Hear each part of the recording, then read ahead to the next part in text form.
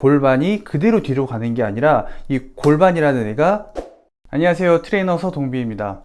자, 오늘 제가 데드리프트에 대해서 말씀을 드릴 건데요. 데드리프트를 들어가기 전에 이 동작이 안 나오면 제 생각에는 그냥 데드리프트는 지금 안 하시는 게 좋아요. 왜 그런지는 제가 차근차근히 설명을 해 드리도록 하겠습니다.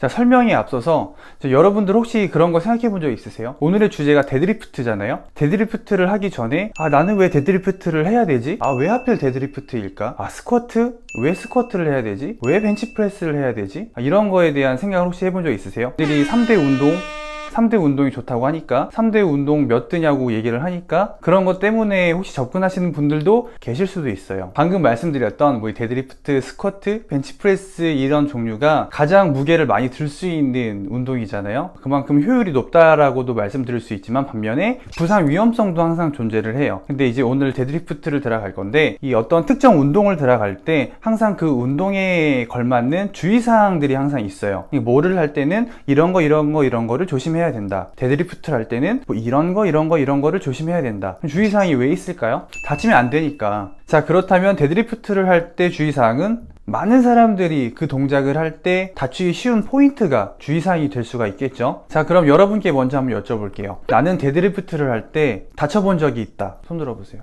저 손 들었어요. 어디를 많이 다치냐면 보통 허리를 많이 다쳐요. 허리요. 다칠 수 있는 요소들은 되게 많아요. 우리가 직접적으로 쓰이는 무릎도 있고 고관절, 허리, 그 다음에 어깨 부분, 팔꿈치 다 다칠 수 있는 위험 요소가 있어요. 하지만 확률적으로 봤을 때 많은 사람들이 허리를 많이 다쳐요. 왜 다칠까요? 오늘은 이제 거기에 대해서 말씀을 드리려고 해요. 오늘 할 거부터 말씀을 드릴게요. 오늘 할 거는 아마 많은 분들도 알고 계실 거예요. 바로 힙힌지라고 하는데요. 힙힌지라는 거를 검색을 해보면 이제 경첩이라는 뜻도 나오고요. 이거를 운동에 적용을 했을 때 동작으로 나오는 부분을 쉽게 이해를 돕자면, 자, 보세요. 제 손을 여기다 갖다 댈 거예요. 고관절 쪽이라고 하거든요. 여기를 이렇게 접는다고 표현을 해요. 자, 다시 이 손을 기준으로 허벅지랑 배에 있는 부위랑 서로 가까워지는 동작이 나와요. 이거를 힙힌지라 그래요. 이렇게 서로 가까워지는 거, 힙힌지라고 하는데, 이 힙힌지를 한다고 하지만 못 하시는 분들이 되게 많아요. 제가 이거를 오늘 좀 쉽게 설명을 해 드릴 거예요. 데드리프트라는 동작을 할 때 여러분께서 생각하시는 중요한 포인트가 뭐가 있을까요? 여러 가지가 있겠지만 대표적으로 척추 중립이라는 게 있을 수가 있어요. 그러니까 척추 중립이 어떤 동작을 하는 데 있어서 척추가 원래 가지고 있어야 할 본연의 정렬 상태를 잘 유지할 수 있는 게 이제 척추의 중립 상태라고 말씀을 드릴 수가 있을 것 같은데요. 자, 이거를 기반으로 해서 데드리프트를 한번 보여드리면서 힙힌지에 대한 설명을 말씀을 드려볼게요. 자, 컨벤셔널 데드리프트를 할 때 척추의 중립을 만들면 이런 포지션에서 시작을 할 수가 있겠죠. 근데 여기서 한번 잘 보세요. 이 척추 라인을 만들었을 때 골반은 힙힌지가 만들어진 상태에서 시작을 하게 돼요. 그러니까 컨벤셔널 데드리프트를 하게 된다면 맨 처음에 잡는 포지션에 이미 힙힌지라는 동작이 포함되어 있어요. 근데 그 사람이 힙힌지를 못 한다면 이미 처음부터 부상의 위험성을 가지고 시작을 하게 되는 거죠. 자, 그 다음에 루마니안 데드리프트를 보여드리면서 설명을 한번 해볼게요. 루마니안 데드리프트는 이렇게 스탠딩에서 시작을 하죠. 자, 이 상태에서 이런 식으로 운동을 하죠. 자, 그런데 이 상태에서 동작을 시작할 때 맨 처음에 움직임이 나오는 포인트가 골반의 힙힌지예요. 그러니까 골반이 힙힌지를 시작을 하면서부터 동작이 만들어지는 거죠. 그럼 이것도 아까랑 마찬가지로 힙힌지가 나오지 않으면 부상의 위험이 높을 수가 있겠네요. 그쵸? 자, 그러면 왜 사람들이 허리에 대한 부상 위험이 데드리프트를 할 때 많이 일어날 수가 있을까요? 자, 이 힙힌지가 어디서 일어나죠? 이 골반, 고관절 쪽에서 일어나죠. 자, 그런데 이 골반, 고관절 위쪽에 있는 게 뭐죠? 허리죠. 근데 힙힌지가 잘 일어나지 않으면 그 바로 위에 있는 허리가 다칠 수 있는 위험성이 굉장히 크게 놓이게 돼요. 자, 그러면 올바른 힙힌지가 어떤 건지 제가 지금 한번 설명을 다시 드리도록 할게요. 자, 아까 척추 중립이라는 표현을 썼어요. 이 척추가 여기부터 여기까지 형성되어 있죠. 데드리프트라는 동작을 할 때 이렇게 기울이는 포지션이 나오게 돼요. 자, 그러면 골반에서 보세요. 뒤로 가면서 어떻게 되죠?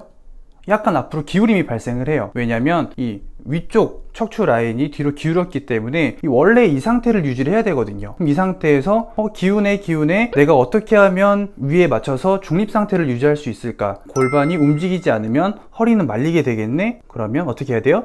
골반도 같이 따라가야 돼요. 왜냐면 위에가 가니까 밑에 놈도 같이 따라가 줘야지 맨 처음의 상태를 유지할 수 있게 되는 거예요. 근데 위에가 가는데 밑에는 안 따라가요. 그냥 뒤로 가기만 해. 그러면 이 부분에서 더 많이 허리에 대한 움직임이 발생을 하면서 말림 현상이 나타나게 되는 거죠. 자, 여기까지 이해되셨어요? 제가 이거를 간단하게 몸으로써 표현을 해 드릴게요. 자, 방금 보여드린 것처럼 힙힌지라는 동작을 할 때 상체가 이렇게 떨어지죠. 기울임이 발생을 하는데 골반이 뒤로 그냥 그대로 뒤로만 간다면 허리에서는 어떤 일이 일어나죠?